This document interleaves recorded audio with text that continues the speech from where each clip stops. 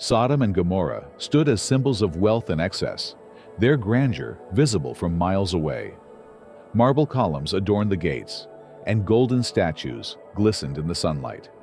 The streets bustled with life, merchants haggling, children playing, and performers dazzling the crowds. But beneath the surface lay a dark truth. Justice had been silenced, and kindness was a rare commodity. The cries of the oppressed and the wickedness of its inhabitants ascended to the heavens. God, looking down upon the cities, said, "Their wickedness is great. I will go down and see if their sin is as grievous as the cries I have heard."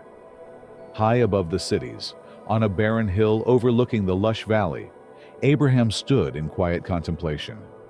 His heart was heavy as he gazed at the cities where his nephew Lot lived.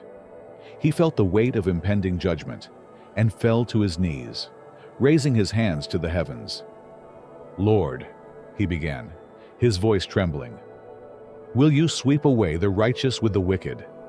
What if there are 50 righteous people in the city? Will you spare it for their sake? If I find 50 righteous people, I will spare the city," came the reply, calm yet firm. Abraham hesitated, then spoke again, daring to test the mercy of God. "What if the number is 5 less than 50? Will you destroy the whole city for the lack of 5? For 45 I will not destroy it." This exchange continued, Abraham lowering the number each time until he reached 10. God's patience did not waver. "For the sake of 10, I will not destroy it," said the Lord. But Abraham's heart knew there were not 10 righteous to be found. At the city gates, as the sun dipped below the horizon, 2 men entered Sodom. Their appearance was simple, yet their presence was magnetic. These were no ordinary men.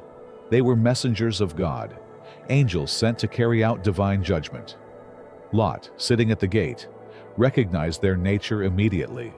Rising from his seat, he bowed low to the ground and said, "My lords, please come to your servant's house. Wash your feet and spend the night. Then you may go on your way early in the morning." The angels hesitated. "No, we will spend the night in the square," they replied. Lot, knowing the danger that lurked in the city at night, insisted, "Please, do not stay there. Come under my roof for your safety." Relenting, the angels followed him to his home. Lot prepared a feast, baking unleavened bread, and they ate together. But peace would not last long. The peace of the evening was shattered by angry voices. A mob gathered outside Lot's house, their faces twisted with malice, and their torches casting flickering shadows on the walls. "Bring them out! Let us have our way with them!" the mob shouted, their cries growing louder and more threatening. Lot stepped outside, shutting the door firmly behind him. His voice quivered, but was filled with resolve. "Please, my brothers, do not do this wicked thing. These men are my guests. They are under my protection." The crowd roared with anger, surging toward him. Suddenly, the angels pulled Lot back inside. One of them stretched out his hand, and the mob was struck with blindness. Confused and disoriented, they stumbled away. "Do you have anyone else here? Sons, daughters, anyone in the city?" the angels asked. "Get them out of here, for we are about to destroy this place. The outcry to the Lord against its people is so great that he has sent us to destroy it." At dawn, the angels urged Lot to hurry. "Flee for your lives. Do not look back or stop anywhere in the plain. Escape to the mountains, or you will be swept away."